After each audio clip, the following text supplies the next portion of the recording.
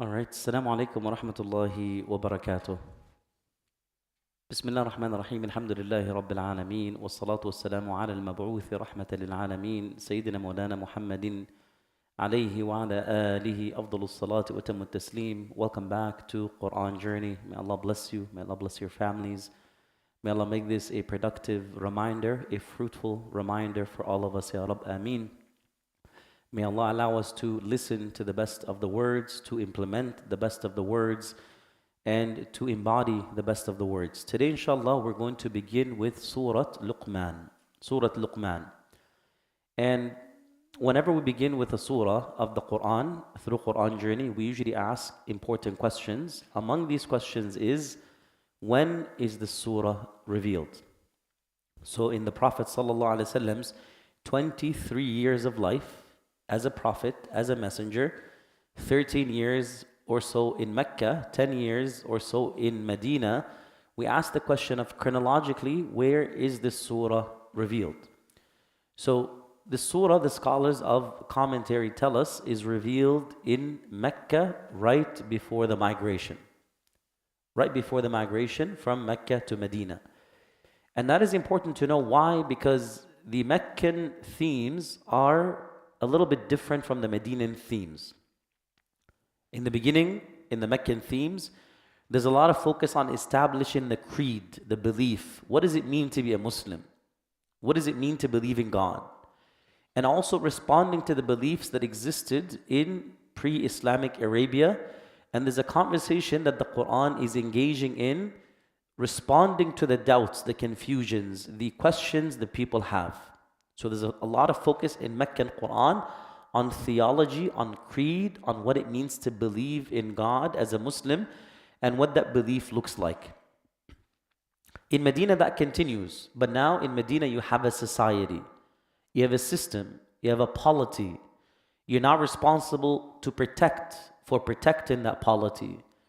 You're also now, as a community, you have shared interests, you have values, you have a social contract. So there's a lot more focus now on etiquette, adab, what it means to deal with one another. More intricate details that the system of Islam or the Islamic community now is going to require, and more elaboration in the Medinan phase. So this surah, it's in transition between Mecca to Medina, right before the Hijrah. So it embodies more of Meccan character, but yet there are early Medinan traits as well. So important to keep in mind. The second question that we usually ask is, why did the surah get its name? Why is the surah called Luqman?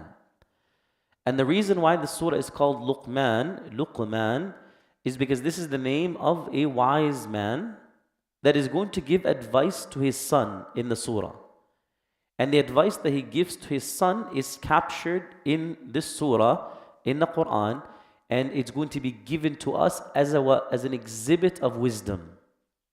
What does it mean for a father to advise his son? And what are going to be his priorities? What are going to be his focuses? So now we talked about when the surah is revealed.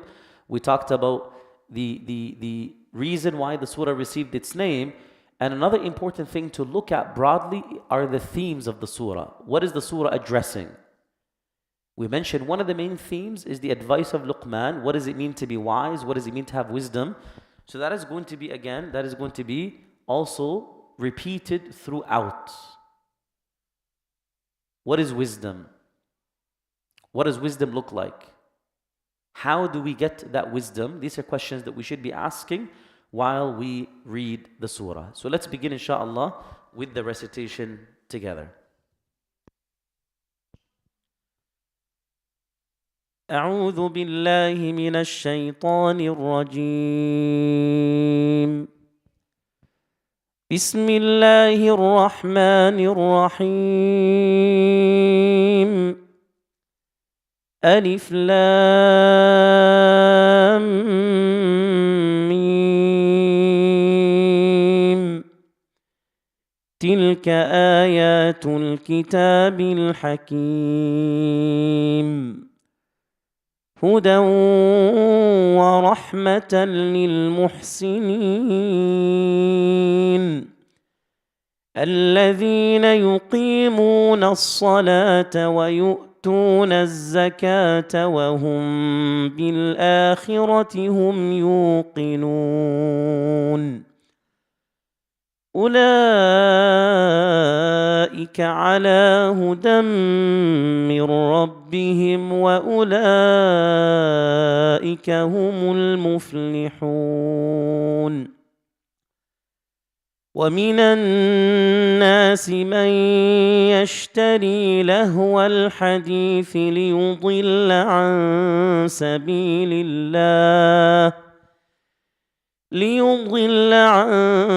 سبيل الله بغير علم ويتخذها هزوا أولئك لهم عذاب مهين وإذا تتلى عليه آياتنا ولى مستكبرا كأن لم يسمعها كأن في أذنيه وقرا فبشره بعذاب أليم إن الذين آمنوا وعملوا الصالحات لهم جنات النعيم خالدين فيها وعد الله حقا وهو العزيز الحكيم خلق السماوات بغير عمد ترونها وألقى في الأرض رواسي أن تميد بكم وبث فيها من كل دابة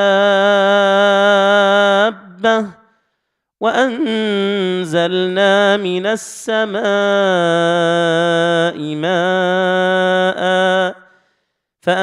فأنبتنا فيها من كل زوج كريم هذا خلق الله فأروني ماذا خلق الذين من دونه بل الظالمون في ضلال مبين.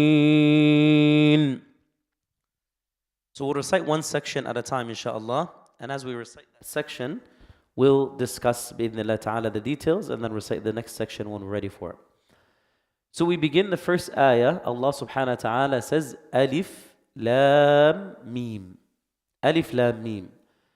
And these are the disjointed letters that begin many of the surah of the Quran.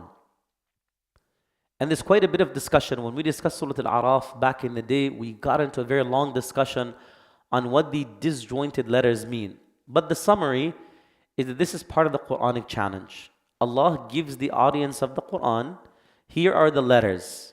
Alif, Lam, Mim, A-L-M. Come up with something like the Quran. You think the Quran is copyable? You think you can imitate the Quran? You think you can come up with something like the Quran? Well, here's the Quranic challenge. Come up with something like the Quran that is engaging, that is poetic, that is rhythmic, that moves the heart and the mind and the body of the audience to do beautiful work, to commit this level. And then you would have proven that the Quran is not from God. So this is a hook. And many of the scholars, they go into other details about the A-L-M. It could be a mnemonic for something else. Allah, Al-Alim, Al-Hakim. It could be short words or short letters for Allah, the most knowledgeable, the most wise, names of Allah, attributes of Allah. But the general consensus is that it is part of the Quranic challenge. And we don't know fully what each and every letter means on its own. The only way that we can understand with some level of conviction is that this is part of the Quranic challenge. Here are the letters. Come up with something like the Quran. And of course, we know the Arabs did not try. Or some of them did try, but they knew that they could not achieve that level of perfection and that level of beauty and profundity and eloquence that the Quran had. And this is actually one of the miracles of the Quran, is that you cannot come up with something like it. And from here we can learn that sometimes it is important to begin a reminder with a hook, with something that grasps the attention of the audience, with some performance or some performative function that captures the attention of the audience. And we're living in a time where people's attention is very scattered.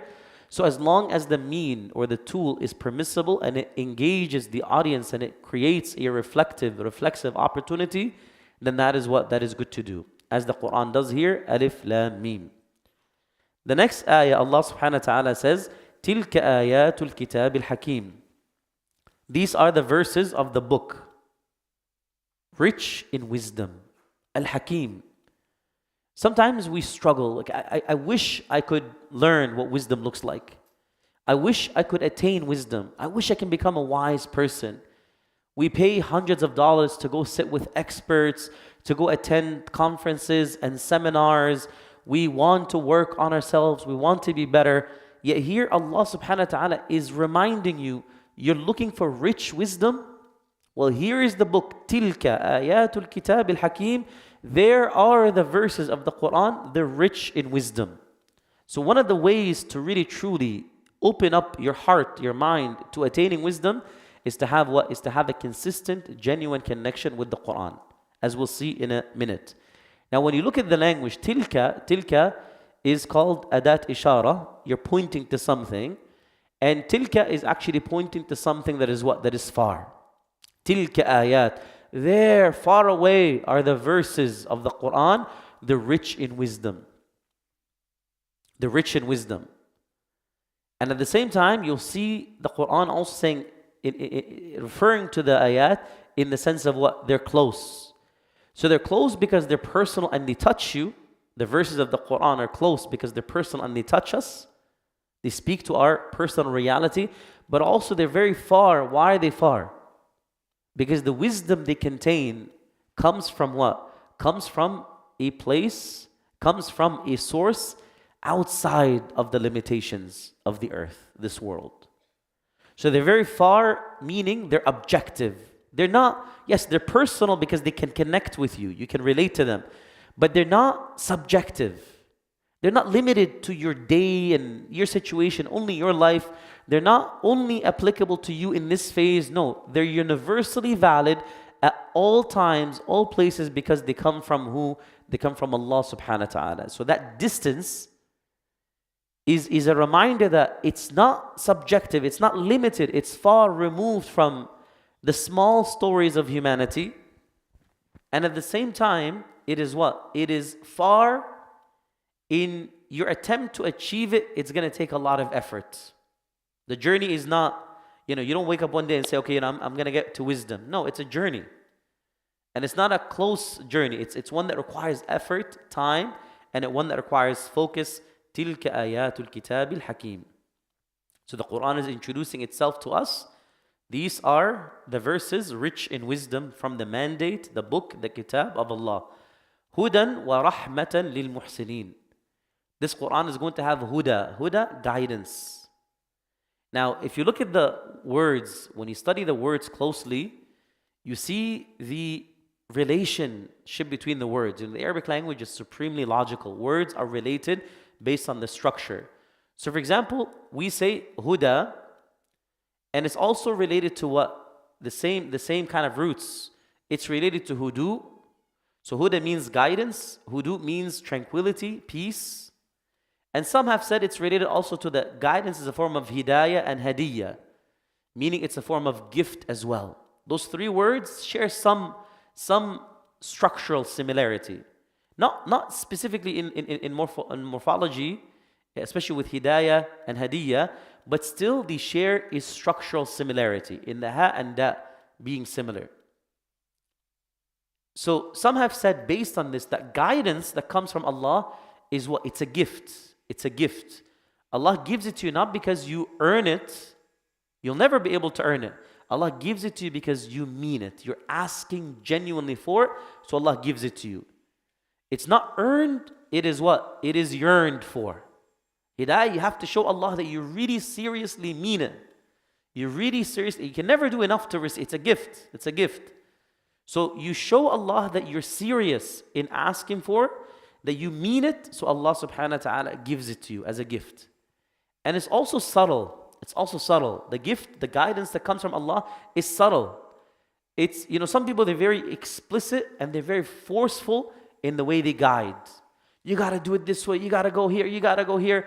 And so in being forceful and in being aggressive, they push you far away from the path.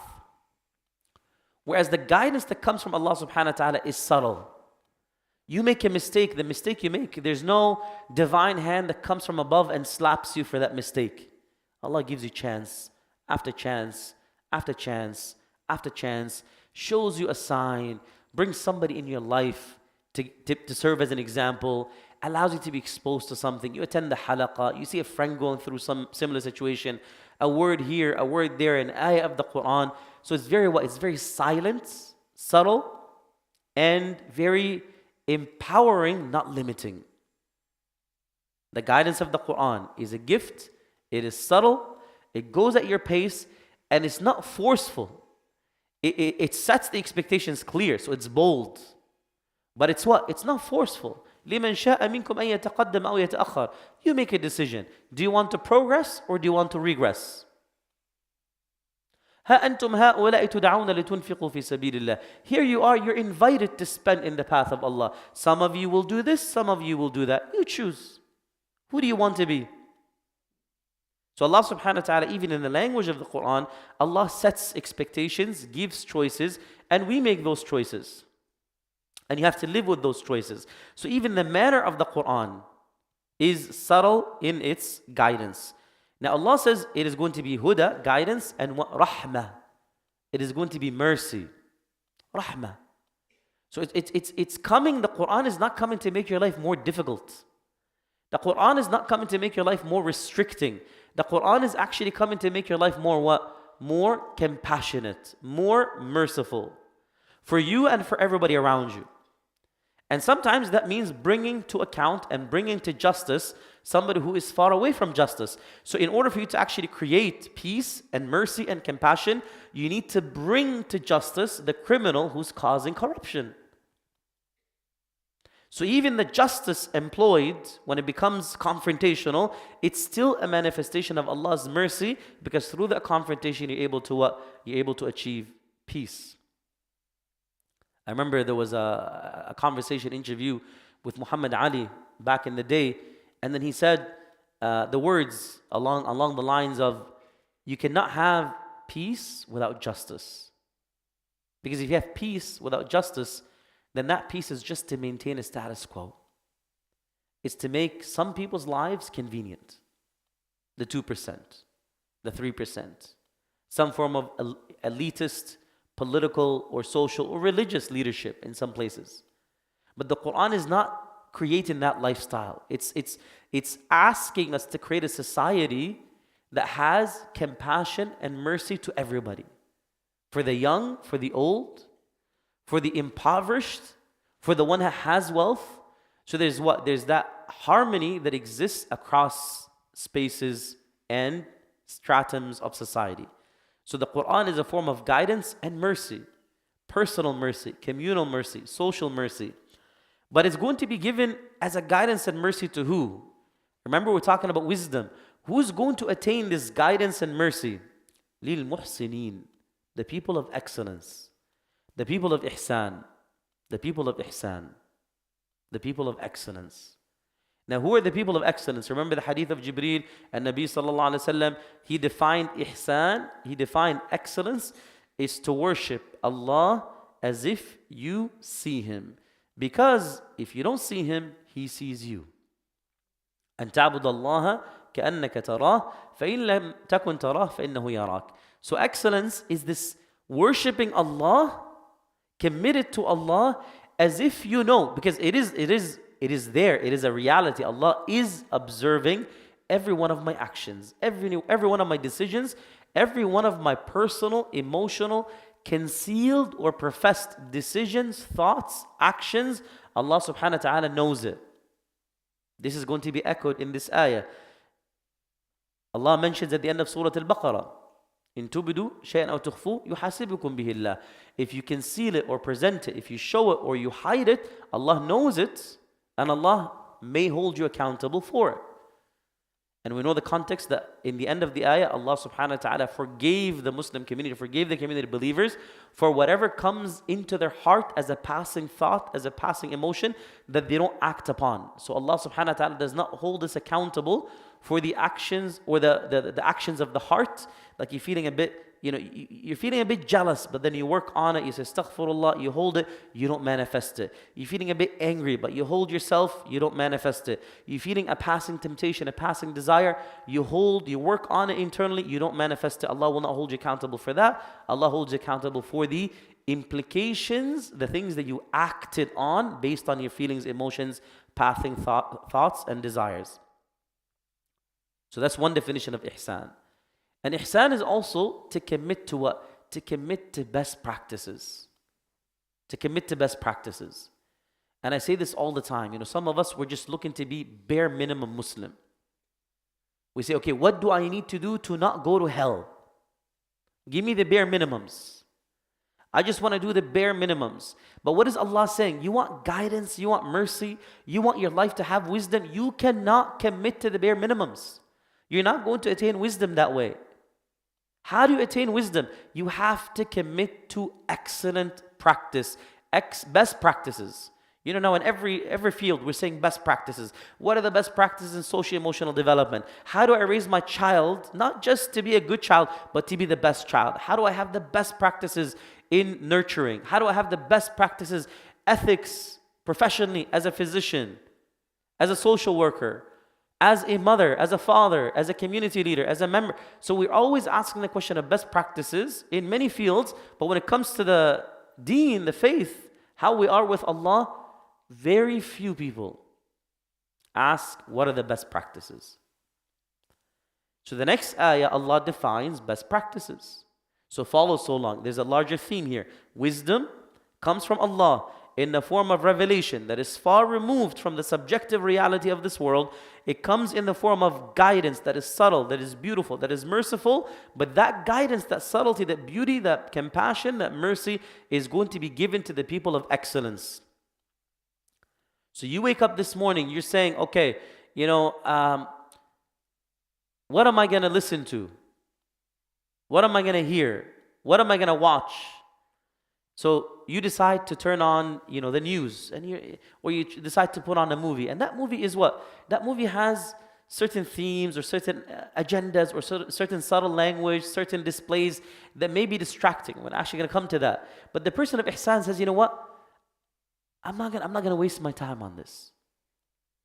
I'm not going to go online and say, is it halal or haram to watch movies? Okay, some scholars say it's halal. It's permissible. There's nothing impermissible about it in that sense. Some movies, of course, as long as they're void or they don't have explicit haram content, it's okay to listen. But the people of ihsan are going to say, you know what? Well, is this the best use of my time? Is this the best practice? It's not the best practice. I could be doing something a lot more productive, a lot more functional. So that is what it means to be committed to what? Committed to ihsan. Committed to ihsan. Committed to ihsan, I'm showing up at the masjid 10, 15 minutes early. I'm making my wudu, but I'm doing my ablution, and as I'm doing my washing, I'm taking my time. I'm taking my time. I am really engaged. I'm thinking, as I wash my hands, I'm saying, every sin that I've committed with this hand, Ya Allah, forgive me, unintentionally, intentionally. As you wash your mouth, every mistake that I've said, everything that I've said with my tongue, or anything that I said unintentionally to hurt somebody, Ya Allah, forgive me for. Ya Allah, give me the strength to say what is true, what is just, what is fair, what is honest, in the best way, in the most constructive of way. As you put that water up your nose and you wash your nose, Ya Allah, protect me from arrogance. You snobbish, you raise your nose at somebody, that arrogant, do you know who I am? Ya Allah, protect me from that. So you're engaged, you're present, you're thinking, It's not just, okay, finish, Allahu Akbar, and salah is like that too. No. And isn't it amazing that when Allah defines excellence, gives you examples, what does He say? There are 3 things that will show your excellence. Listen to this carefully, guys. The Quran is not it's not random. It's very explicit. You want excellence defined through examples, because people don't want abstract definitions. Give me examples. You want to know what wisdom looks like? Allah gives you 3 embodiments of wisdom. Number 1, الَّذِينَ يُقِيمُونَ الصَّلَاةِ. When they pray, they are establishing the prayer. They're not performing the prayer. The word aqama, to build.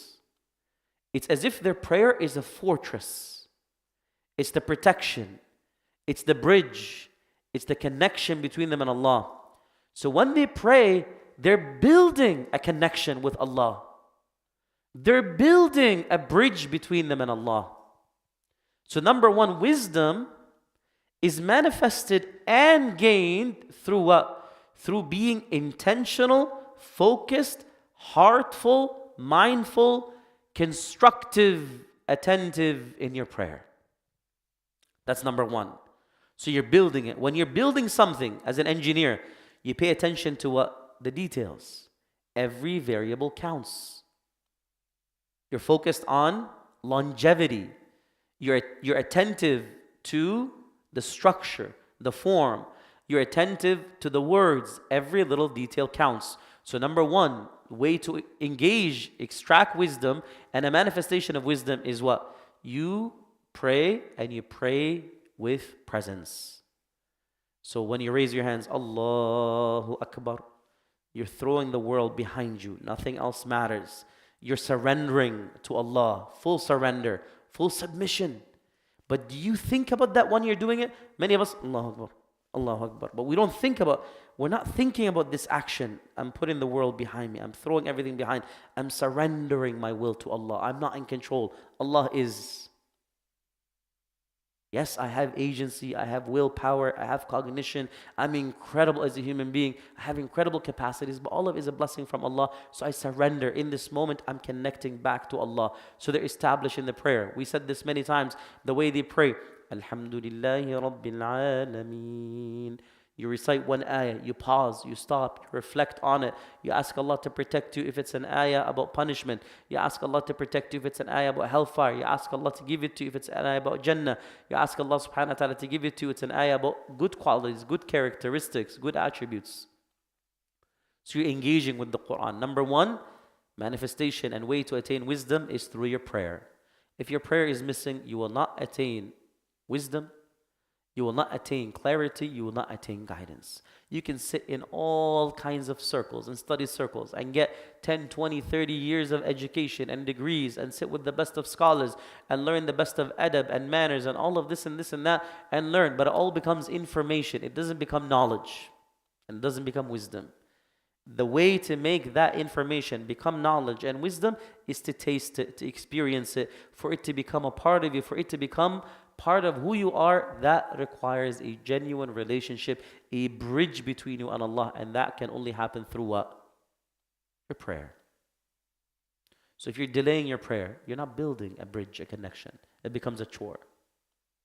If you're not taking time to prepare for your prayer beforehand, خُذُوا زِينَتَكُمْ عِنْدَ كُلِّ مَسْجِدٍ, you're wearing the best. You're preparing in the best way. That connection is going to be missing. So as-salah, as-salah, as-salah. The Prophet ﷺ's last words, your prayer, your connection to Allah. وَاتَّقُوا اللَّهَ فِي نِسَائِكُمْ. And be good to the women in your lives. So that connection between you and Allah, the connection between you and others. So wisdom, number 1, connection between you and Allah. Prayer. Especially at night. Many people, subhanAllah, will tell you that their lives change. Why? Because they began praying at night. إِنَّ نَاشِئَةَ اللَّيْلِ هِيَ أَشَدُّ وَطَأً وَأَقْوَمُ قِيلًا. The best, the nighttime, the last third of the night, the whole world is sleeping. You slept for 2, 3, 4, 5 hours, so you're rested. Everything else, there's sukoon. In Arabic, we end the sentence on sukoon. There's motion, everything stops. That's sukoon, that's sakina. That's where you get the tranquility. So you've given your mind, you've given your brain some time to rest relax. You wake up fresh, last third of the night. You make the wudu. Now you're even more fresh. You're focused. You put your forehead to the ground. Nothing else is on your mind. You're not thinking about the rent yet. You're not thinking about the children yet. You're not thinking about anything else. Between you and Allah, those 2 rak'ahs in the middle, last third of the night, you have that what? نَاشِئَةَ اللَّيْلِ يَشَدُّ وَطَأً. That's where the reception is strongest. That is where Allah's wisdom can come to you at the highest dose, in the highest manner, in the best way. To what? Wata'a literally means to what? The word is escaping my mind. But wata'a means to infuse. To infuse. To infuse. You're taking something and you're what? You're putting it in. You're injecting it. So it's as if Allah is using the word infusion, injection.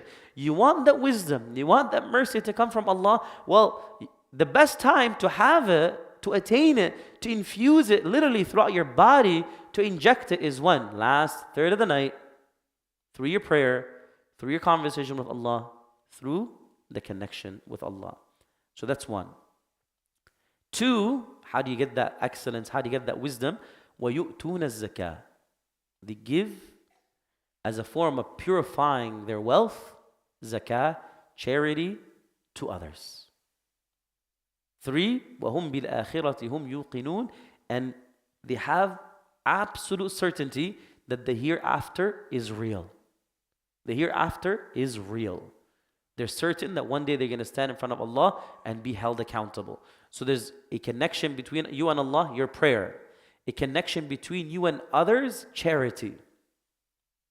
And third, belief within you, belief, certainty, aqeedah, creed, that the hereafter is real. The hereafter is not just a paradise, hell. It's not just things that are mentioned as philosophical metaphors for people to be deterred and for people to be encouraged. No, this is a reality. For the believer, it's a reality, it's certainty. These are not just esoteric meanings that come to mean different things in different places. That paradise is actually your life and how you are living. And hell, it's also a metaphor for how your life is in this world. There's nothing beyond this world. No, there is the hereafter. We believe in it and it's real. So wisdom, people of ihsan, they do 3 things. They excel in their what? In their prayer, in their connection with Allah. They excel, yu'tun az-zakah. They give the charity, and when they do it, yu'tun, they give it with grace.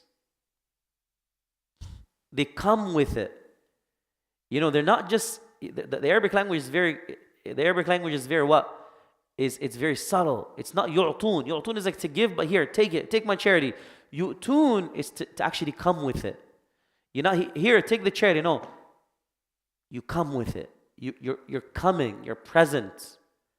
So you give the charity, and when you give it, you have the lower hand. You don't have the upper hand. You don't hold the person. You don't hold it against the person. You don't remind. There's no oh, remember when I gave this to you? You forget about it. You see it as a right that the person has upon you. You see it as a duty. As a form of what? As a form of purifying. As a form of equalizing. My wealth, subhanAllah, think about it this way. Whatever you have in your life, it's a result of blessings that Allah has given you. Privileges. The fact that you got an education, that's a privilege. The fact that you came to a country where you could get an education, that's a privilege. The fact that you received training that got you that job, that's a privilege. The fact that you got that job, it's because you knew somebody, that recommendation is a privilege.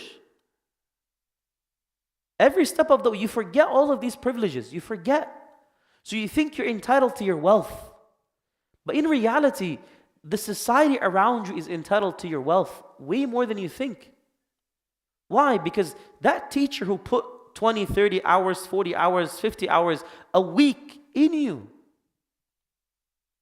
That teacher has a right upon you. That society that gave that to you has a right upon you. Allah who gave you the eyes and the ears and the ability to work. Allah the one who gave you the ability to think. Allah who gave you the creativity, the time, the privileges that you're born with. Your parents that gave you wealth or gave you experience or gave you knowledge. All of these privileges. Your positionality in the community. Your positionality in a certain place. All of those are privileges. So don't think you're doing society a favor by giving. You're just what?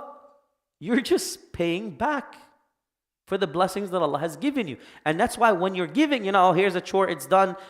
No, you're present. So people of ihsan, they excel in the way they are with Allah through their prayer. They excel in the way they give charity. They don't see it as a chore that needs to be done. 2.5% of my wealth, calculated, done, bare minimum. And just like some people have accountants, the accountant's job is to find every legal way possible to minimize your taxes. Similarly, you have a sheikh that you hire. Some companies, corporations actually do this. The zakah efficiency calculator. How do I invest as much money as possible to lower the zakah so I'm making more money in the long term than I am giving? SubhanAllah, you missed the point. You missed the entire point. You're paying money to a professional to reduce your charity to the society when you know very well how deeply in need that society is. And don't tell me, look around you. You drive on the 404, 401, you see the tents, you see homelessness. You see the food banks. You see the people that are struggling. You see the people that life circumstances, this is here in Canada, in Toronto. 10 minutes away from here, you see people, subhanAllah, near square one, homeless. Addictions, dependence, substance abuse. So many disadvantages. And we as Muslims need to look at charity. The people of ihsan, excellence, they look at charity as a way of what? My social, my civic, my religious duty. The person that I'm giving this to has a right upon me. I'm not doing them a favor, I'm doing myself a favor. Which is why when you give it as part of the etiquette, and this is, the etiquettes that we need to learn, you give the lower hand and the person that is taken takes the upper hand to remind, yes, I may be giving you something physical, but you're the one giving me the opportunity to purify my wealth and to make my wealth meaningful, to make my wealth halal, permissible. Because there are many parts of that wealth that come because of privileges that I don't deserve. Think about you, yourself. How many opportunities in life you got because of privileges, because of connections, because of your position, because of who you knew, because of the people around you, because of the parents or the people in your life that wrote reviews for you, wrote recommendations for you, put their name on the line for you. And if there was no human in your life to do that, think about Allah, who gave all of that to you. So the people of excellence, number one, they establish, they build the prayer. Number two, they're present when they give the charity. And third, وَهُمْ بِالْآخِرَةِ hum. Look at the emphasis, hum, twice. And when it comes to the hereafter, they certainly are convicted. They have full conviction. So prayer with Allah, charity with others, relationship with others. Third, internal mental state, internal belief, internal submission. Those people who commit to best practices, those people who do all of that, Allah describes, what a beautiful ayah. Listen to this carefully. أُولَٰئِكَ عَلَىٰ هُدًى مِّن رَبِّهِمْ. They are on top of guidance from their Lord. وَأُولَٰئِكَ هُمُ الْمُفْلِحُونَ. And they are the people of falah. They're the people of success. But falah literally means what? The farmer is called falah because they put a seed in the ground, and that seed, what does that seed do? That seed breaks through the ground, eventually to become what? To become a stem and a plant. So the process of breaking through the barriers in your life, to achieve the potential in your life, and to grow the potential in you, that is called falah, that is called success. So it's as if Allah is describing all of us as plants. We have the fitrah in each and every one of us. We have that seed of goodness, that seed of light. All of us have it. But that seed, it's muffled, it's stifled, it's got all of these layers, doubts, desires, confusions, expectations, social norms, all of envy, jealousy, so many distractions, do this, don't do this, expectations from everybody. So what happens when you connect it with Allah, to Allah subhanahu wa ta'ala, all of that becomes in the background, you have clarity, and finally that potential inside you comes out. That breakthrough. Finally, you break through all of those barriers, all of those challenges. That's falah. That's literally the definition of falah. To break through your challenges. You know yourself. Like you keep telling yourself, I'm so close. Like I know it's within me. I'm so close, yeah, but something just keeps getting in the way. Something keeps getting in the way. So Allah keeps telling you again, go back to those three. Number one, make your prayer stronger. Pray with excellence and presence. 2, give back, be present, help, be present in people's lives. Keep giving back, charity. Be present with your advice, with your time. Keep giving. The more that you give, the more that you will what? You will have the capacity to live. And third, your belief. Learn, read. You have doubts, you have desires, you have confusions, uncertainties that are preventing you from fully being convicted. Talk about them. Find someone that you trust.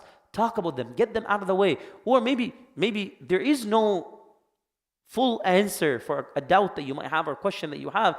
What then you need to do is go back to the prayer, because the prayer gives you that genuine experience and love and assurance between you and Allah. Once you taste that sweetness, no rational argument is what? Is enough or necessary or is required alone, because now you've tasted it. It's like when you have a genuine connection and love with somebody, you don't need their assurance and they don't need yours. Like you don't need to, do you trust me? Do you love me? Is this real? No, it is real because you're experiencing it. So some people get to a genuine connection with Allah where they don't have any doubts or confusions anymore. Not because they necessarily had a rational, sit down one at a time, argument, an emotional argument. No, they had a connection, and the connection is stronger than what? Any argument. But at the beginning, sometimes you need those rational arguments. You need to engage rationally to get to a point where you're ready to have that meaningful, genuine connection. So like Imam al-Ghazali said, the rational takes you far enough, but the relational makes it cemented and real. Makes it cement. You need to experience it. You need to taste it. It needs to be real. So those are the people that will break through. You want to break through your doubts, your desires, your confusions, your addictions, your dependence, your self-hate, whatever it may be, whatever challenge they have to overcome, break through, Allah gives you what? Allah gives you the formula. So subtle. And then Allah gives you a warning. In ayah 6, وَمِنَ النَّاسِ مَنْ يَشْتَرِي لَهْوَ الْحَدِيثِ لِيُضِلَّ عَنْ سَبِيلِ اللَّهِ بِغَيْرِ عِلْمٍ وَيَتَّخِذَهَا هُزُوًا أُولَٰئِكَ لَهُمْ عَذَابٌ مُهِينٌ. And there are those who يَشْتَري could be what? It means to purchase, but it also means to employ. It means to commit. It means to invest. Because purchasing, you give a little bit of money, a little bit of yourself to get it. So Allah says there are those who purchase لهو الحديث, idle tales and entertainment. Empty entertainment. Empty distraction. لِيُضِلَّ, and there's another narration, لِيَضِلَّ عَنْ سَبِيلِ اللَّهِ. So let's look at the context, because there's a reason for this ayah. So before we look at the context, let's understand the meaning. Allah is saying, this is the wisdom, it comes from above, far removed from your subjective limitations, but personal enough that addresses your actual issues that are pertinent to you, relevant to you. But there are distractions in your life. And if you commit to those, if you purchase those, if you tap into those, if you employ those, if you buy into those, they are the ones that are going to misguide you, distract you, derail you, become an obstacle on the path of Allah subhanahu wa ta'ala without knowledge. It's so subtle. You don't feel it, but it's happening. Or without this entire entertainment distraction, if you commit to it, it's not based on foundation of knowledge. There's no real content that is designed to educate. It's not infotainment, no. It's entertainment. You enter to get distracted. There's no purpose. There's no foundation of knowledge. So Allah says most people lose their way, lose their focus, lose their desire, lose their purpose. Because what? Because they buy into, literally, yashtari, they buy into distraction mechanisms. Intentionally designed to subtly distract and infuse you, instead of with wisdom, with things that will scatter you. So back in the day, what did this look like? An-Nadr ibn al-Harith, he saw that the Prophet ﷺ was getting a following, building a following. And he saw that the believers were becoming very motivated. So he's like, what does the Quran do? The Quran tells stories, the Quran engages people, the Quran gives examples of the path, stories of Ad and Thamud. So he says, I'm going to go to Persia, I'm going to go to the Byzantine territories, and I'm going to get the newest, the coolest, and sometimes the oldest ancient stories. The latest production on the block. And I'm going to bring all of that, and I'm going to sit where the Prophet sits, and I'm going to start teaching and storytelling. With the intention of what? With the intention of distracting. Oh, Muhammad does it, the Quran does it. Well, here's an alternative. You don't need to look at Ad and Thamud and these stories with revelatory significance and purpose. I'm going to tell you similar stories that celebrate what? Celebrate bravery, celebrate other themes.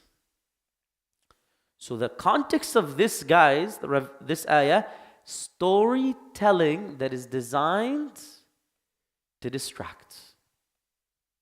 And any other kind of entertainment that is designed to what? To distract.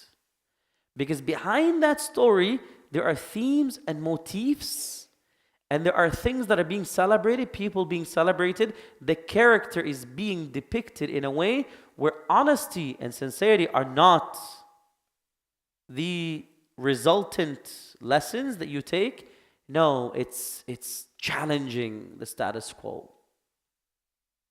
It's revolutionary, not in a productive sense, in a constructive sense, but a deconstructive sense.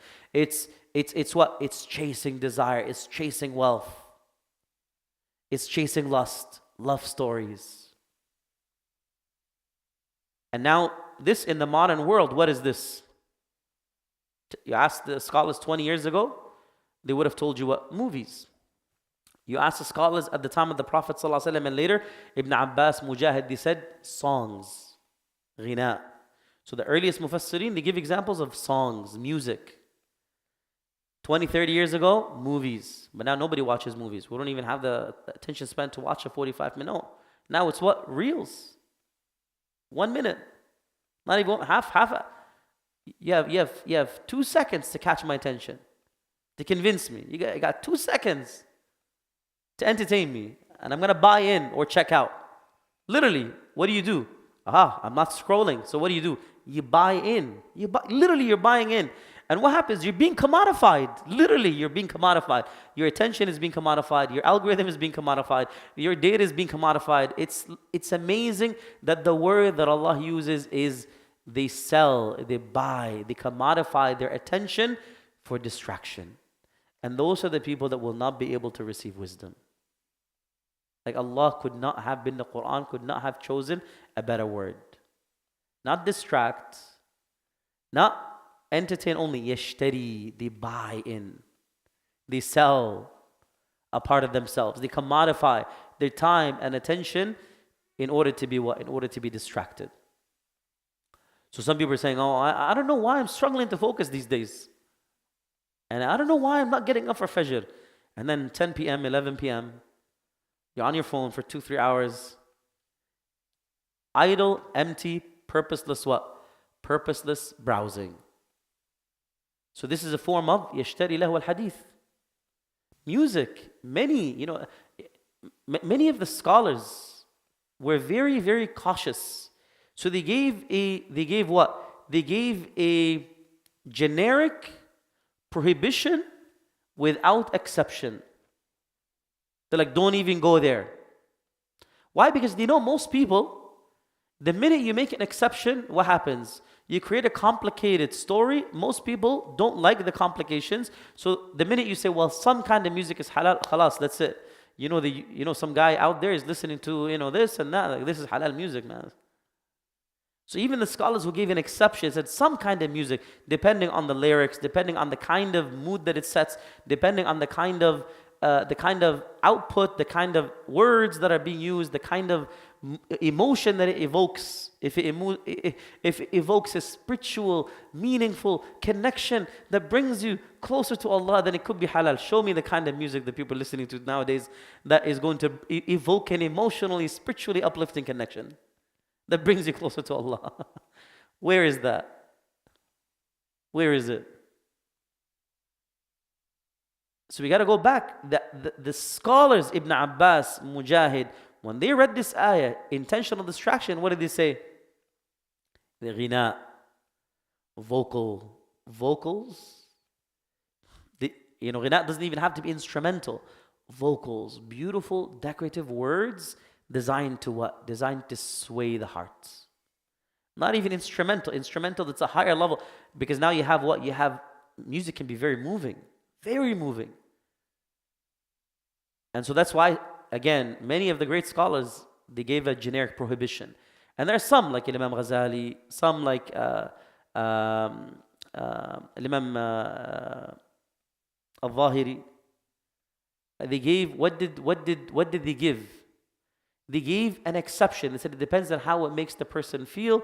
It depends on the impact on the individual person.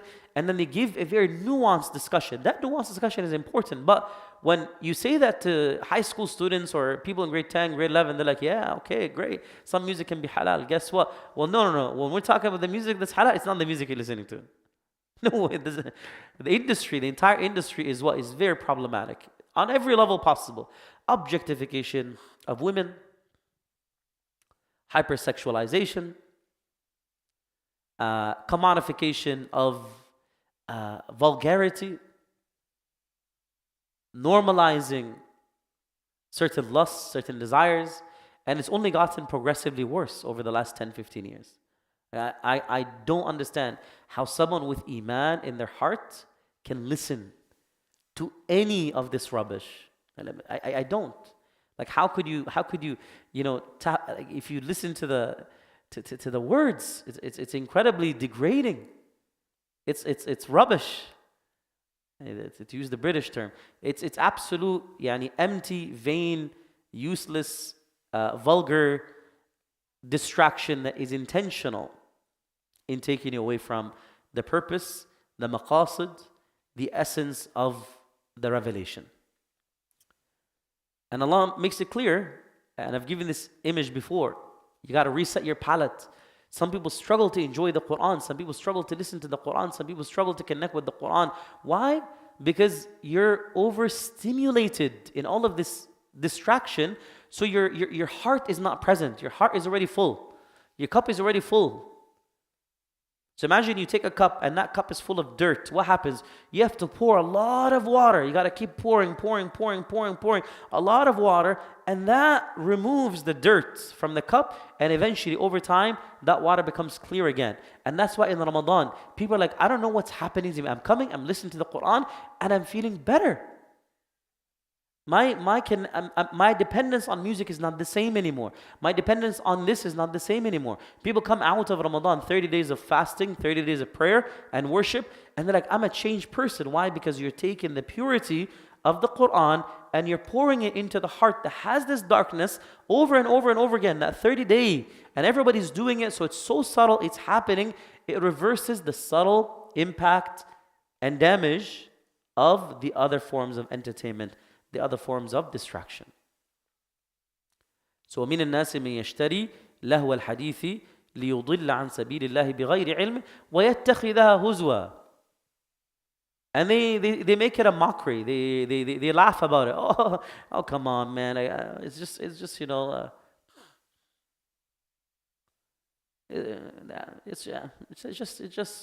not that big of a deal. Or they ridicule the ayat of Allah because they're exposed to this distraction. When they hear the words of Allah, they become what? They look at the words of Allah, which is supposed to be pure revelation, as like this becomes the empty, purposeless thing. They ridicule the Quran. So imagine you can come to a point where you don't enjoy the Quran and you ridicule it. What is this? It's not cool enough. It's bad. It's not interesting. It's not worth my time. I'm not feeling anything. I'd rather listen to music. Music is cooler. It's way more engaging. So because they're checked in, they buy into the alternative. When they listen to the Quran, they don't enjoy, they check out, and they actually ridicule the Quran. They can mock the Quran. They say the Quran is not interesting enough. It's not cool enough. What is this? It's the same. I need something more stimulating. Where's the music? Where are the tones? Ridiculing the Quran. وَيَتَّخِذَهَا هُزْوَةً أي يتخذ آيات الله هزوا. And the analogy that I've given is what? Is imagine if you're taking sugar, you've gotten addicted to sugar. The minute you take or you're eating a lot of chocolates, the minute you pick up an apple, natural apple, the way it is, you take a bite, you're like, it doesn't taste good. Now what's better for you? Sugar or the natural apple? You know, natural apple has all kinds of micronutrients, fibers. It's really good for your health. The sugar is as addicting as cocaine and more. But your body's become dependent on it. Your body wants it, desires it. You've rewired your brain. So you need to reset your palate. You need to reset your palate. How many people after Ramadan, you take your cup of tea, you used to put 3 sugars in your cup of tea, 4 sugars, 5 sugars. Egyptians, we call it mazboot. Proper tea, you got to have 4 sugars in it, or else not proper tea. Whereas the Desi is the opposite. What's wrong with you? You drinking black tea, no milk? What is this? This is not tea. Interesting cultural differences. But after Ramadan, Egyptians, it's like a common cultural motif. The man picks up the tea after Ramadan because he hasn't been drinking tea in Ramadan with that much sugar. And then what happens? Oh, it's too sweet. What is this? Take it away. No sugar. Because you've reset your palate. And now you're able to enjoy. Your palate is actually able to enjoy and not hyper-stimulated to a point where you don't. So you need to reset your palate. Same thing. Reset your palate for the Quran so that you can begin to what? You can begin to enjoy the Quran. And that requires checking out. I'll give you like a practical example. I know people, the most successful people that I know. These are the people, mashallah, tabarakallah, that their schedule, their day calendar is organized 5-10 minutes. You organize your calendars like, okay, here's an hour slot, here's a 2-hour slot. I have like 3 meetings in my calendar, mashallah. And even like some of us, the most organized people of us, like if I show my calendar, like, okay, general slots, 4-hour slot, 1-hour slot, half an hour slot. This is a general calendar. All of you should have a calendar, right? To be very purposeful. But the people that I'm talking about, these are the people with 5-minute slots. In these 5 minutes, I'm doing this. In these 5 minutes, I'm doing this. In this 10 minutes, I'm doing this. Yeah, sometimes larger chunks, but their day is organized to the T.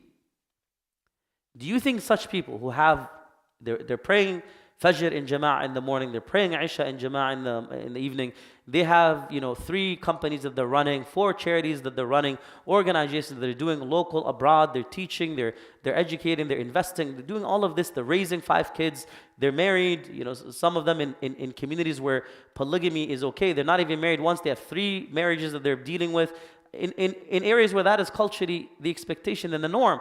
So they're dealing with all of that. Do you think these people are watching movies? Do you think these people are listening to like music? Do you think these people are tapping into that? No.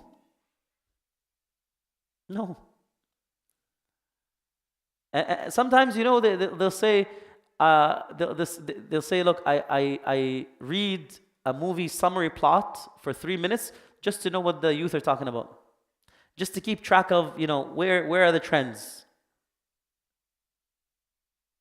So you need to get to that level of what? Productivity.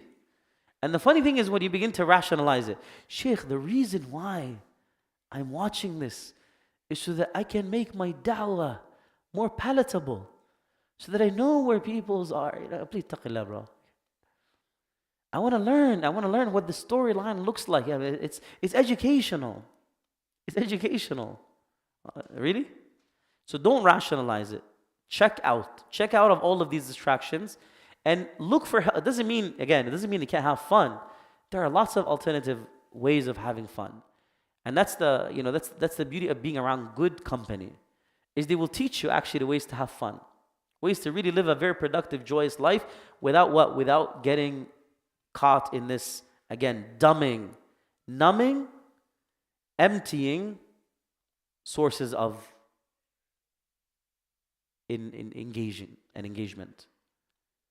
And more of what? The things that infuse you with wisdom, infuse you with energy. They don't deplete you, they energize you, they spiritualize you. So what happens when someone is checked into all of that? Allah says, here's how you can test, the litmus test.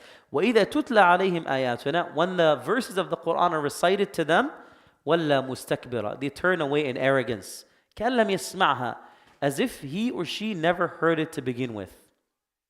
كَأَنَّ فِي أُذُنَيْهِ وَقْرًا. As if there's deafness in their ear. As if they've put ear muffs. Standard, mashallah, corporate, industrial ear muffs. Construction earmuffs. Nothing is going in. Waqara literally means the plug in the ear which leaves you deaf. Leaves you deaf. You can't hear anything. So Allah is reminding you that these distractions will literally what? Will serve as plugs in your ear. You can't hear anything else. You can't hear, you can't taste it, you can't enjoy it. So when the Quran is recited, you and me, people, hopefully us, Ya Rab, may Allah make us among them. But people who are believers, inshallah us, when you hear the Quran, you know the reaction. What reaction do you have? You get goosebumps. When you hear the Quran, you get goosebumps. تَقْشَعِرُ جُلُودُهُمْ.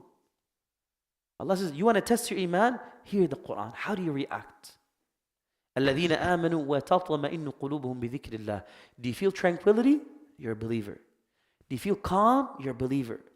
Do you feel motivated? Do you feel energized? You're a believer.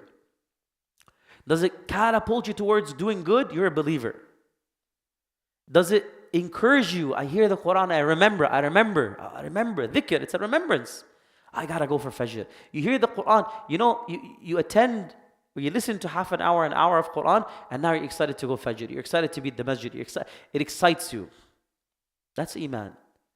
You hear the Quran, it's like, I don't like this. It's so obnoxious. It's so loud. Growing up, I never knew that someone could actually listen to the Quran and say, this is obnoxious. This is loud. I don't want it. Turn it off. Turn away. Or maybe you hear it, but you don't actually take it in. You don't internalize it. It doesn't cause you the physiological change. It doesn't cause the goosebumps. None of that. You're fully checked out. Because what? Because the ears are plugged. The heart is plugged. كلا بل ران على قلوبهم ما كانوا يكسبون كلا إنهم عن ربهم يومئذ لمحجوبون. Now, why is it important to study the Quran this way, brothers and sisters? Why? Because when you study tazkiyah, when you go and now sit with a scholar who's going to teach you tazkiyah, purification, one of the questions that you're always going to have is, well, where's the Quranic proof for this? Where's the Quranic evidence for this? Where's the Quranic basis, foundation for this? So you study the Quran, it shows you that yes, your ears can be plugged, your heart can be plugged. So learn to cleanse. So now how do you do that? What's the actual science? Now I've realized my reality. I'm plugged in. I want to plug out and check into the Quran. How do I do that? How do I purify my heart of envy, jealousy, hatred? That's what the scholars of Tazkiyah, that's scholars like Imam al-Ghazali, Imam Ibn al-Qayyim, those are the scholars that will tell you, for example, ad-da' wad-dawa, the ill and the cure, the ailment and the cure. Here's envy. Here's how to know it. Here's what it looks like. Here's jealousy. Here's lust. Here's arrogance. You think you don't have arrogance. Check again. You just didn't know. How many of us walk around, we have diseases we don't know about. We don't know that they even have names. Oh, this is what?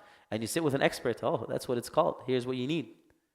So spiritual doctors, spiritual philosophers, like Ibn al-Qayyim, like Imam al-Ghazali, in his Ihya, reviving the sciences, reviving the heart. Despite any criticism that you can have towards either scholar and their work and their methodology, what they're both doing in two related but also similar but different traditions of purification, they're doing the same work in telling you, here's what you need to outline. Imam Ghazali's work is rich and full of profundity and examples and much more voluminous in comparison to Da'wah Dawa. But of course, Ibn al-Qayyim has done more, many works. Right? Al-Balkhi's, Al-Anfus wal-Abdan. All of these books that have been written, the guides. Remember, there's a Quranic basis for all of that. The Quran encourages this purification. And when you sit with someone, sometimes people, yesterday I had this question. Someone was saying, look, is it wrong to have a spiritual master and to have a specific tariqah, that I'm going to a spiritual tariqah that I want to be engaging in, and a path? And this is like, what do I do? And I was surprised at the question. You have master chefs, don't you? And they give you tariqas, tariqat amal, ingredients. These are the ingredients that you need to do to get to that point. Nobody questions, nobody says, it's halal, it's haram, it's halal. What's the issue? So similarly, there are paths, ingredients, ways, formulas that have been tested over 1400 years of how to get from point A to point B in your spiritual journey. That's all great. And it's okay to find a teacher that is good at that specializes at that can diagnose you and work with you and coach you along the way. Brilliant. Where it becomes problematic is where it becomes exploitative. Where now that person is saying, you need to do this, and if you don't do this, you're not part of the clique anymore. You need to consult me before you travel, before you get married. You need to give bay'ah to me. You need to give me an oath of allegiance. All of these things that might not necessarily be the best manifestations, and take again a journey of purification and advice, like going to a spiritual counselor or a coach and them helping and guiding you. It becomes now what? It becomes institutionalized exploitation. And that's where it becomes an issue. Don't get married until you consult your master. Don't take this until you consult your master. And whatever your master says, no questions asked, you do. I don't think the Islamic tradition has done that. I don't think the Prophet ﷺ did that. The Prophet ﷺ's life was based on what? Based on shura, based on advice and counsel. And yes, there were people that were very close in his life, family, where that trust was extremely high, where he said, you know what, I recommend you marry this person, and done, because that level of trust. Right? Like your mom says, this would be a great person, and no questions asked. You would trust. If you have that trusting relationship, this is not a person to marry, that's fine. But it's all what? It's all recommendation. It's not force or coercion. So keep that in mind. There's a healthy balance between what? Between this and that. So those people that have their ears plugged into distractions, Allah says, فَبَشِّرْهُ بِعَذَابٍ أَلِيمٍ. Give them the news of a painful punishment. That if they continue down this path, this is only going to lead to punishment in this dunya and the akhirah. And the opposite is true. Ayah 8. إِنَّ الَّذِينَ آمَنُوا وَعَمِلُوا الصَّالِحَاتِ لَهُمْ جَنَّاتُ النَّعِيمِ. The people who believe and they have righteous deeds, or they do good deeds, they will get the gardens of bliss. Jannat al-Na'im. Jannat al-Na'im. They'll be in levels and levels of bounties in this dunya and in the akhirah. Ibn al-Qayyim, he says, there's a garden, the person who doesn't enter in this dunya does not enter the garden or the paradise of the akhirah. What is that garden of the dunya? Dhikr of Allah, remembering Allah. When you're in a position where you enjoy the Quran, enjoy the dhikr of Allah so much that what does it do to you? What does it do to you? It gives you a sense of peace and tranquility. It's a small dose and taste of what is to come in Jannah. خالدين فيها. They will live there forever, eternally. There's no end, there's no limit. وعد الله حقا. The promise of Allah is true. Allah affirms, assures. Because sometimes people say, really? Forever? What does that even look like? I struggle to understand eternity. What does that look like? If you sit there and try to imagine eternity, you can't. So Allah says, don't think about that. What do you think about? وعد الله حقا. The promise of Allah is true. How? Beyond your cognition, beyond your limitation. وهو العزيز الحكيم. Allah is the one who is most wise. Hakim, Aziz, most mighty. The one who has the honor, deserves the honor, and the one who's what? The one who is Hakim. Now what is hikmah, guys? What is Hakim? Hikmah, the definition of hikmah is to put the right place, the right thing, in the right place, at the right time, in the right proportion. In the right proportion. That's the definition of hikmah. To put the right thing in the right place, at the right time, in the right way, in the right proportion. Anything less than that is not hikmah. So, knowing when to yell, when to be calm, when to be angry, when to diffuse a situation, when to be collected, when to be reactive, knowing when to be compassionate, when to be just and fair and principled, when to exert a harsh punishment and with who and in what proportion, when to forgive and overlook and to pardon. That is hikmah. That's wisdom.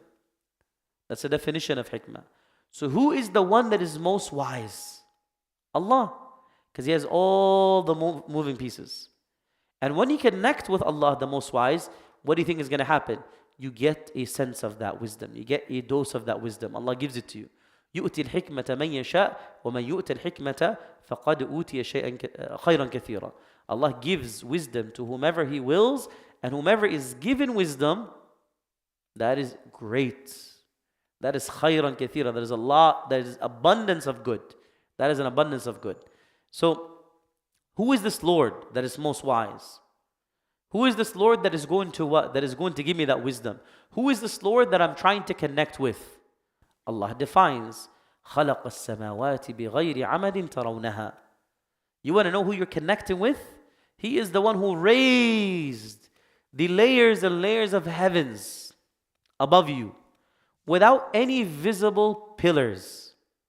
Imagine using forces, gravity, and other forces in the universe. Forces of motion, kinetics, energy. An entire system exists above you. Everything that we know in the observable universe and even beyond the observable universe is within what? The first heaven.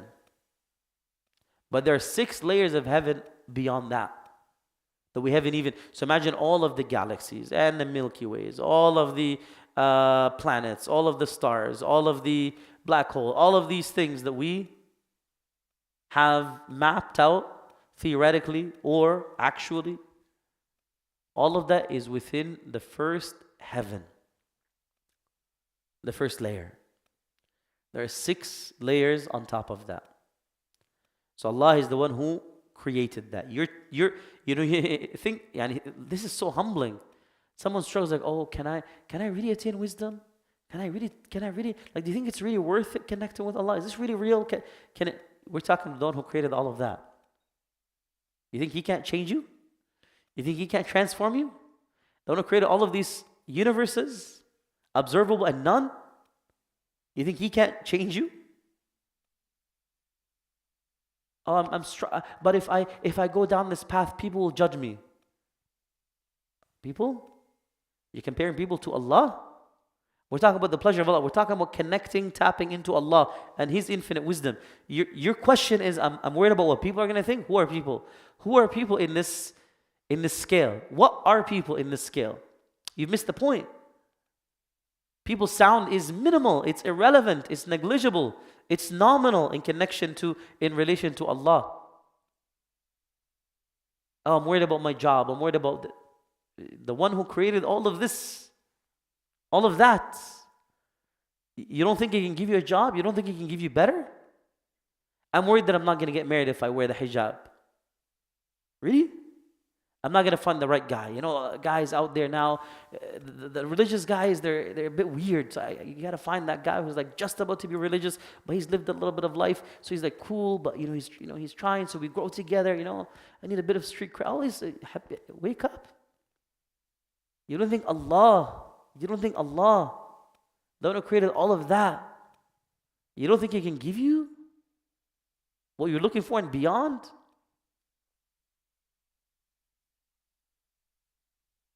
And then you don't know Allah. Then you don't know Allah.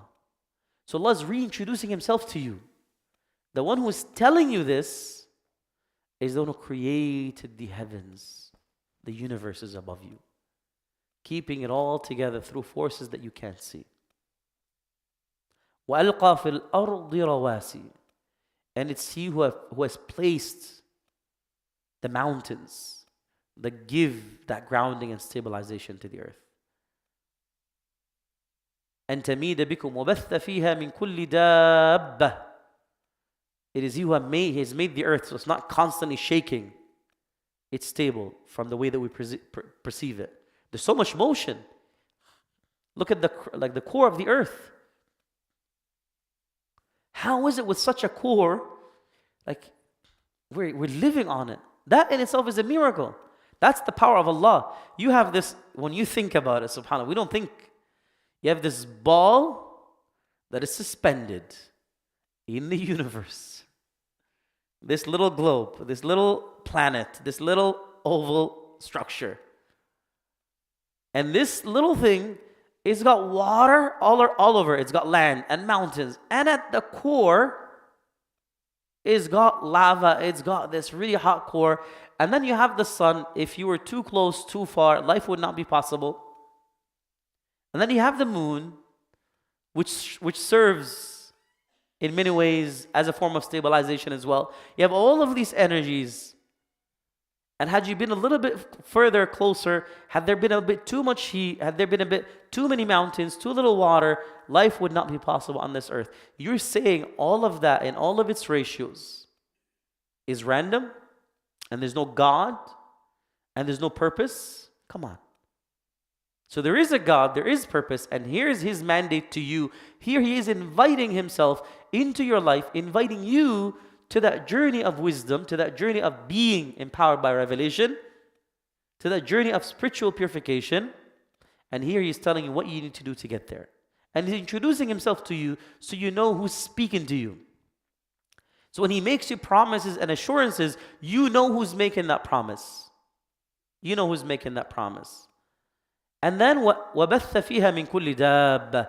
And He scattered through all of the earth, all kinds of creatures. Living creatures, living beings, non-living in our definition, but in many ways living. Every creation that Allah has created has a form of what? A form of agency or a form of knowledge and a form of awareness. وَمَا مِن دَابَّةٍ فِي الْأَرْضِ وَلَا فِي السَّمَاءِ وَلَا طَائِرٌ يَطِيرُ بِجَنَاحَيْهِ إِلَّا أَمْثَالُكُمْ مَا فَرَّطْنَا فِي الْكِتَابِ مِنْ شَيْءٍ. There's no beast on the earth, being on the earth, or a being that's gliding through the sky or under the earth, except that they're nations like you. They have capacity, they have awareness. Trees have awareness. Plants have awareness. We say they're non-living, but in many ways they're more living than we can imagine. We just don't perceive it. وَإِن مِّن شَيْءٍ إِلَّا يُسَبِّحُ بِحَمْدِهِ وَلَكِنْ لَا تَفْقَهُونَ تَسْبِيحَهُم. And now modern, like more recent, we're starting to realize that rocks react to environments, trees react to environments. There's they're saying trees have emotions too, rocks have emotions too, water has emotions too. Water takes on the traits of the people around it. So when there's genocide, when there's very terrible situations going on around, the water quality changes.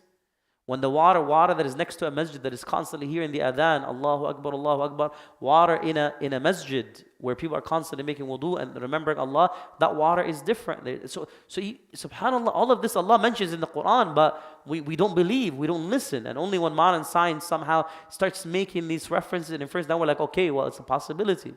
Before it was irrationality, and now it's like, ooh, it's cool, science. So it's like, where do you draw your sense of power? Who do you attribute that power to defer and infer and define? Who, where? Redefine, reacquaint yourself with who Allah is. فَأَنْبَتْنَا فِيهَا مِنْ كُلِّ زَوْجٍ كَرِيمٍ, causing all kinds of fine plants, every type of plant to grow on this earth. هَذَا خَلْقُ اللَّهِ, this is the design of Allah. This is the creation of Allah. فَأَرُونِي مَاذَا خَلَقَ الَّذِينَ مِن دُونِهِ. So show me the work of anybody else besides Allah. You want to tap out of being connected to Allah and tap into something else? Show me the work of that someone else. Show me their power. Show me their capacity. Show me the articulation of their wisdom. فَأَرُونِي. Show it. If you show it, then okay, go ahead. I concede. Worship that. Love that. Commit to that. Submit to that. But where is that? Show me it. Even the greatest advancements technologically are still modeled after what? The creation of Allah, the power of Allah. Even the greatest AI model robot that we're ever going to create, it's still going to lack fundamental what? Ruh. That spirit, that soul. We can't. Nothing that we create as human beings, nothing that we create will ever what? Will ever be like the creation of Allah. You know why? Because it's created by the creation of Allah. Because it is created by the creation of Allah. And it's based on what we observe. But Allah subhanahu wa ta'ala has created angels. You want to compare an angel that glides through the heavens, time travels, to a robot? Are we ever going to create a robot that time travels? Even if we do, will it ever have the agency and the soul that Allah has given the angels? Or the jinn? These beings? The creative power of Allah subhanahu wa ta'ala is incredible. And that's why there needs to be a little bit of humility. And sometimes, back in the day, people used to say, well, I'll tell you what, we can see societies and their outputs and assess their success based on their creed. So Muslim societies, they're very backward, they're broken. And non-Muslim societies, they're very advanced and they're very sophisticated and they're incredible. And so therefore, Islamic creed is not as good as other creeds, other, secularism, liberalism, democracy, secular democracy. That argument could have worked, 20 years ago, 30 years ago. But now, the world's a global village. In Canada, we had a great healthcare system. Now it's one of the most, Allahumma musta'an, in the world. Right? The other day, there were the representatives from some Middle Eastern countries, and they were saying, look, best education in the world by most metrics, is now in the Middle East. Best AI output in the world is now in the Middle East, not here. The most cutting edge infrastructure and development and architecture and engineering is now happening in the Middle East, not here. The best kind of medical infrastructure is happening in the Middle East, not here. So don't make this argument of we're going to judge a society based on its output. Because there are a lot of politics and conditions in place that determine that. It's not direct correlation. Your belief is going to always manifest through your output socially. No, because there are factors like colonialism, imperialism, globalization, capitalism that affect this entire makeup. And now the argument is not even relevant when you have the President of the United States himself saying, I have seen all kinds of advanced building and engineering, and I've never seen anything like this. When Donald Trump himself is saying that to you, that means something. Of course, بغض النظر, without paying attention to the politics of what's happening in that part of the world and what's going on and the very complicated changes. The idea here is don't judge a society only based on its output. There are metrics. You know, subhanAllah, the ethics. If you judge all of these companies and organizations based on human ethics, based on spiritual ethics, I wonder how they're all going to fare. The way they treat the workers, the way they treat those from other countries coming in, the way they treat expats, the way they treat refugees,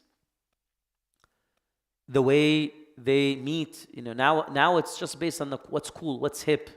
So environmentalism now, yes, we're gonna create zero energy, zero cost, efficiency. All of these are now the ethics metrics. But that's what ethics is for you? Just energy and green costs? But it's not the only way to assess ethics. There are much more. So if you assess the biggest corporations in the world based on ethics, biggest countries in the world, biggest techno states in the world, based on ethics and values that Islam actually teaches, I wonder how we're all going to fare. I wonder if we even, our own families, the way we lead our own families, the way that we do our own business, forget the states. I wonder if we assess based on the standards of Allah subhanahu wa ta'ala, the standards of ethics and muamalat and dealings, how we're all going to fare.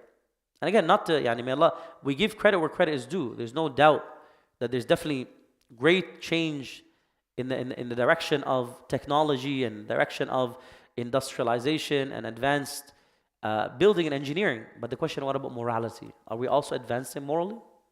Or are we regressing morally? So do a comprehensive assessment of society. Are we advancing Islamically or not?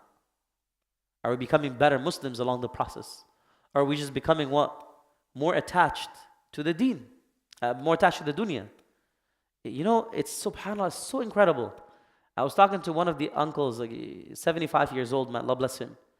And sometimes people with age, they just, simple words, but they have so much, again, meaning. He's like, look, Desi uncle from Pakistan, may Allah bless him, very nice uncle. He said, look, man, these Arabs, he's complaining about the Arabs, right? He's like, these Arabs, they had nothing. These Muslims, they had nothing. And they control the world. Back in the day, the early Muslim conquests, they had nothing and they controlled the world. And now they have everything. They have everything. We have the power, we have the money, we have the infrastructure, we have everything.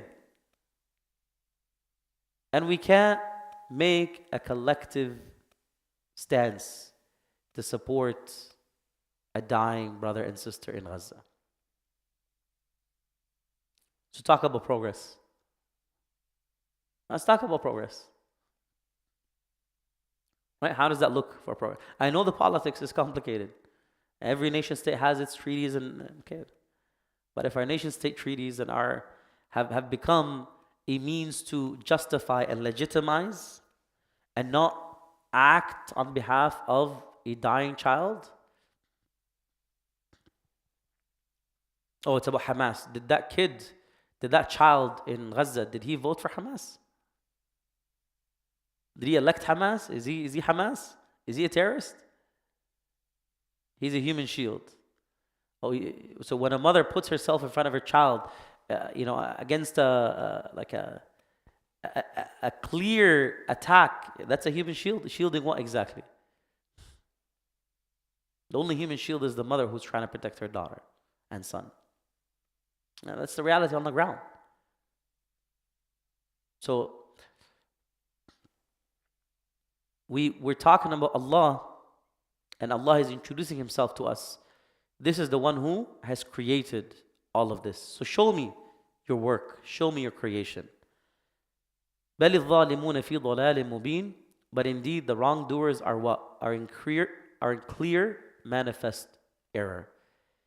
The next section talks about the story of Luqman. It is, again, what I want to do cohesively together.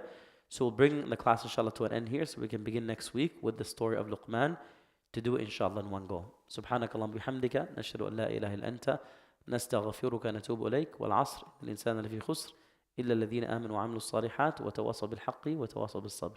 Any questions? We'll take them now, inshallah.